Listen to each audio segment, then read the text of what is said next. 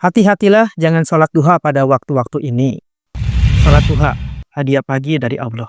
Saudaraku, di tengah hiruk-pikuk pagi, saat dunia mulai bergerak, ada satu momen hening yang sering terlupakan. Sholat duha. Sholat sunnah yang ringan tapi syarat makna.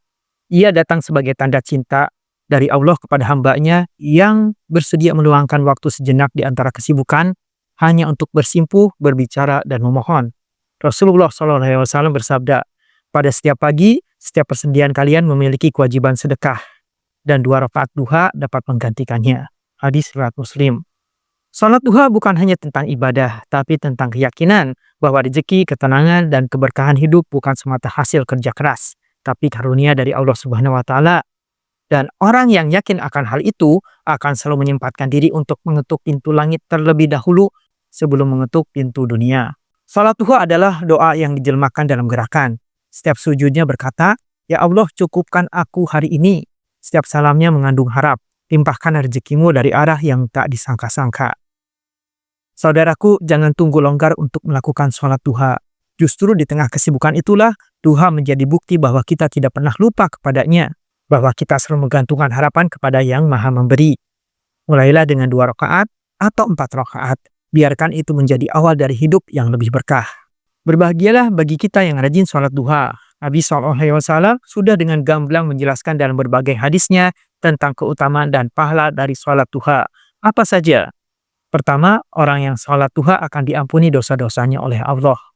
Barang siapa yang selalu mengerjakan sholat duha, niscaya akan diampuni dosa-dosanya walaupun sebanyak buih di lautan. Hadis riwayat Tirmizi. Kedua, barang siapa yang menunaikan sholat duha, ia tergolong sebagai orang yang bertaubat kepada Allah. Tidaklah seseorang selalu mengerjakan sholat duha, kecuali ia telah tergolong sebagai orang yang bertaubat. Hadis riwayat Hakim. Yang ketiga, orang yang menunaikan sholat duha akan dicatat sebagai ahli ibadah dan taat kepada Allah. Barang siapa yang sholat duha 2 rakaat, maka dia tidak ditulis sebagai orang yang lalai. Barang siapa yang mengerjakannya sebanyak 4 rakaat, maka dia ditulis sebagai orang yang ahli ibadah. Barang siapa yang mengerjakannya 6 rakaat, maka dia diselamatkan di hari itu. Barang siapa mengerjakannya 8 rakaat, maka Allah tulis dia sebagai orang yang taat. Dan barang siapa yang mengerjakannya 12 rakaat, maka Allah akan membangun sebuah rumah di surga untuknya. Hadis riwayat Tabrani. Yang keempat, orang yang istiqomah melaksanakan sholat duha kelak akan masuk surga lewat pintu khusus. Pintu duha yang disediakan oleh Allah. Sesungguhnya di dalam surga terdapat sebuah pintu bernama pintu duha. Apabila kiamat telah tiba, maka akan ada suara yang berseru, "Di manakah orang-orang yang semasa hidup di dunia selalu mengerjakan sholat duha? Ini adalah pintu buat kalian. Masuklah dengan rahmat Allah Subhanahu wa Ta'ala." Hadis riwayat At-Tabrani. Yang kelima, Allah mencukupkan rezekinya. Wahai anak Adam, janganlah engkau merasa lemah dari 4 rakaat dalam mengawali harimu. Niscaya aku akan mencukupimu di akhir harimu. Hadis riwayat Abu Darda. Dan yang keenam adalah orang yang mengerjakan sholat duha telah mengeluarkan sedekah. Hendaklah masing-masing kamu bersedekah untuk setiap ruas tulang badanmu pada setiap pagi. Sebab tiap kali bacaan tasbih itu adalah sedekah, setiap tahmid adalah sedekah, setiap tahlil adalah sedekah, setiap takbir adalah sedekah. Menyuruh kepada yang ma'ruf adalah sedekah, mencegah yang mungkar adalah sedekah. Dan sebagai ganti dari semua itu, maka cukuplah mengerjakan 2 rakaat sholat duha. Hadis riwayat Muslim. Saudaraku, lantas bagaimanakah sholat duha dari manusia agung yang pernah ada di muka bumi ini? Meskipun beban risalah begitu berat, seperti menjamu duta-duta yang datang berkunjung, memberikan taklim kepada para sahabat, serta menunaikan hak keluarga, namun Rasulullah SAW tidak pernah lupa beribadah kepada Allah Azza wa Jalla.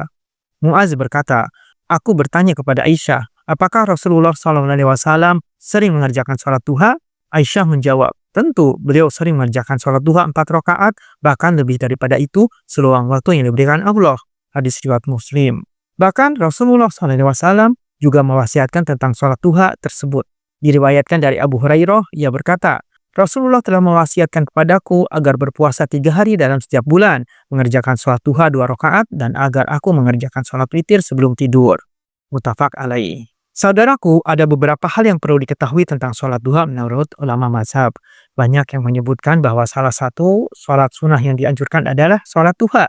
Mayoritas ulama 4 mazhab mengatakan sholat duha hukumnya adalah sunnah mu'akkadah. Imam An-Nawawi, seorang ulama besar mazhab Syafi'i, menyebutkan hukum mengenai sholat duha menurut para ulama Syafi'iyah adalah sunnah mu'akkadah. Ini adalah pendapat mazhab Syafi'i dan mazhab mayoritas ulama. Dan ini juga pendapat para ulama mutakhirin. Saudaraku, waktu pelaksanaan sholat duha itu cukup panjang. Sejak mulai ketika matahari sudah terbit sempurna bulatannya sampai menjelang azan zuhur. Artinya, sholat duha boleh dikerjakan di awal waktu, misalnya pukul 6 pagi dengan syarat matahari sudah sempurna bulatannya. Juga boleh dikerjakan di akhir waktu mepet dengan waktu zuhur, dengan syarat belum azan zuhur atau belum masuk waktu zuhur. Akan tetapi, waktu yang paling utama untuk mengerjakan sholat duha adalah sekitar pukul 9 pagi ke atas. Sebab para ulama mengatakan waktu yang utama itu setelah seperempat waktu siang terlewati atau ketika sinar matahari mulai menyengat. Imam An-Nawawi menyebutkan waktu sholat duha adalah sejak ketika matahari terbit sampai dengan waktu zawal atau waktu datangnya sholat zuhur. Sementara itu, Imam Al-Mawardi mengatakan waktu yang bagus adalah ketika seperempat siang sudah berlalu. Waktu afdal ini berdasarkan hadis sahih dari Zaid bin Arqam, sesungguhnya Nabi SAW bersabda, sholat awabin atau duha itu ketika sinar matahari sudah menyengat. Hadis riwayat Muslim. Saudaraku, disunahkan untuk sholat sendiri karena dalam hadis sholat sunnah berjamaah yang utama hanya ada 5, yakni sholat id, sholat istisqa, sholat gerhana, sholat tarawih, dan sholat witir. Namun jika ingin mengerjakan secara berjamaah juga dibolehkan dan tidak makruh. Terkait jumlah rakaat sholat duha, para ulama sepakat bahwa jumlah minimal rakaat sholat duha adalah 2 rakaat. Namun para ulama berbeda pendapat dalam menentukan jumlah maksimal rakaat sholat duha. Mayoritas ulama, khususnya dalam mazhab Syafi'i, bahwa maksimal rakaat sholat duha adalah 8 rakaat. Sebagian ulama seperti Imam Ar-Rafi'i dan Imam Ar-Ruyani mengatakan maksimal 12 rakaat. Imam An-Nawawi, seorang ulama besar mazhab Syafi'i, menyebutkan sholat duha minimal 2 rakaat, paling banyak adalah 8 rakaat. Ini adalah pendapat musyonib dan mayoritas ulama. Imam Ar-Rafi'i dan Imam Ar-Ruyani mengatakan paling banyak 12 rakaat. Dalil yang dipakai mayoritas ulama adalah hadis yang diriwayatkan Imam Abu Dawud dari Ummu Hani. Beliau berkata, sesungguhnya Nabi SAW pada saat pembebasan kota Makkah melakukan sholat duha 8 rakaat dan beliau salam setiap 2 rakaat. Hadis riwayat Abu Dawud. Adapun dalil yang dipakai Imam Ar-Rafi'i dan Imam Ar-Ruyani adalah hadis yang diriwayatkan Imam Al-Baihaqi dari Abu Dzar. Beliau berkata, Nabi SAW bersabda, jika kamu sholat 2 rakaat, maka tidak dicatat sebagai orang yang lalai. Jika kamu sholat 4 rakaat, maka akan dicatat sebagai musinin. Jika kamu sholat 6 rakaat, maka dicatat sebagai orang yang sering berdiri sholat. Jika kamu sholat 8 rakaat, maka dicatat sebagai orang yang sukses atau beruntung. Jika kamu sholat 10 rakaat, maka dosamu tidak akan dicatat di hari itu. Jika kamu sholat 12 rakaat, maka Allah akan bangunkan rumah di surga bagimu. Hadis riwayat Al-Baihaqi dan beliau mendoifkannya. Imam An-Nawawi mengatakan bahwa yang paling afdal jika ingin mengerjakan sholat duha dengan jumlah rakaat sedikit adalah 4 rakaat.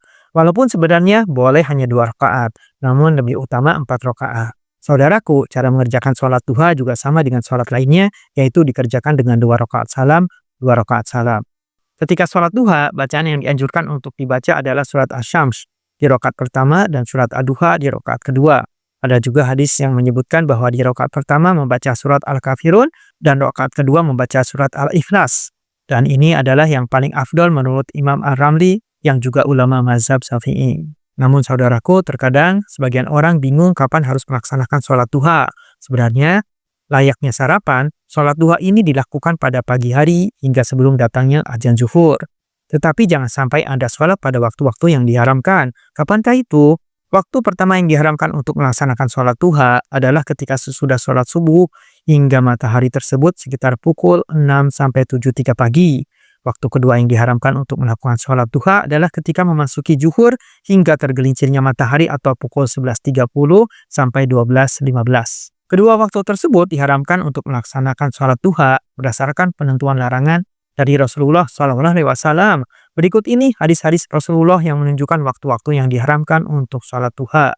Dari Ibnu Abbas berkata, datanglah orang-orang yang diridhoi dan ia ridho kepada mereka, yaitu Umar. Ia berkata bahwasanya Nabi SAW melarang sholat sesudah subuh hingga matahari bersinar dan sesudah asyar hingga matahari terbenam. Hadis riwayat Bukhari. Dari Zaid bin Arqam bahwa ia melihat orang-orang mengerjakan sholat duha pada waktu yang belum begitu siang. Maka ia berkata, ingatlah, sesungguhnya mereka telah mengetahui bahwa sholat duha pada selain saat-saat seperti itu adalah lebih utama. Karena sesungguhnya Rasulullah SAW bersabda, Salatnya orang-orang yang kembali kepada Allah adalah pada waktu anak-anak unta sudah bangun dari pembaringannya karena tersengat panasnya matahari. Hadis riwayat Muslim. Dari Ibnu Umar berkata, Rasulullah SAW bersabda, apabila sinar matahari terbit, maka akhirkanlah atau jangan melakukan sholat hingga matahari tinggi. Dan apabila sinar matahari terbenam, maka akhirkanlah atau jangan melakukan sholat hingga matahari terbenam. Hadis riwayat Bukhari.